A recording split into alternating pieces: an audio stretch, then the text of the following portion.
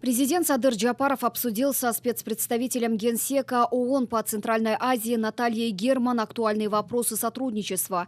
Также состоялся обмен мнениями по общественно-политическим процессам и эпидситуации в стране. Глава государства выразил благодарность системе ООН за содействие Кыргызстану в рамках различных проектов и программ. Он подчеркнул, что сегодня ситуация в Кыргызстане стабильная. Ведется подготовка к проведению референдума по принятию новой редакции Конституции. И выразил уверенность в успешном преодолении данного периода при поддержке международных партнеров и поблагодарил институты ООН за содействие в проведении выборных процессов в стране.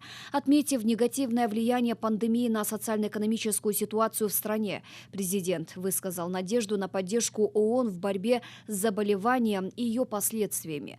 Касаясь темы конституционной реформы, глава государства выразил убежденность в том, что в случае принятия нового проекта основного закона это позволит укрепить порядок в стране и станет залогом для ее дальнейшего развития. В свою очередь, Наталья Герман поздравила кыргызскую сторону с успешным проведением совместно с международными партнерами слаженной гуманитарной операции по возвращению на родину 79 детей из Ирака, не по своей воле оказавшихся за рубежом.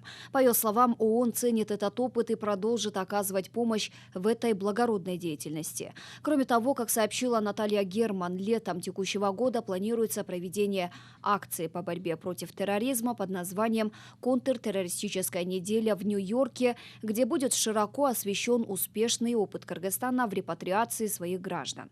Кроме того, она отметила готовность к оказанию экспертного содействия в проведении инвентаризации национального законодательства, сотрудничеству в рамках вакцинации населения от коронавирусной инфекции и предложила рассмотреть возможность создания совместного совета между Кыргызстаном и ООН по правам человека.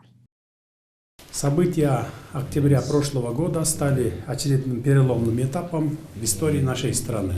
Тем не менее, нам удалось стабилизировать ситуацию в стране и сразу же войти в конституционное поле.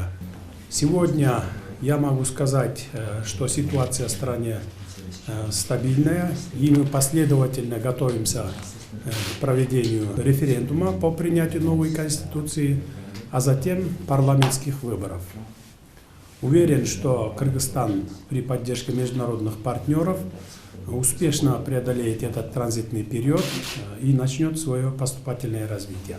В данном ключе первоочередными задачами являются для нас проведение реформ в экономической, социальной, судебной и правоохранительной сферах, борьба с коррупцией и преступностью. Генеральный секретарь Организации Объединенных Наций, которого я имею честь представлять в регионе Центральной Азии, внимательно следит за процессами, которые сейчас проходят во всем регионе, и в частности за ситуацией в Кыргызской республике. И, конечно же, с последнего моего визита мне было очень отрадно констатировать, что вы и господин министр иностранных дел провели очень активную дипломатическую деятельность, потому как посетили в первую очередь, конечно же, все соседние государства. Государства выражают полную солидарность с вами в качестве избранного президента Кыргызской республики, с вашим правительством и с тем видением реформ, которые вы наметили для дальнейшего развития государства.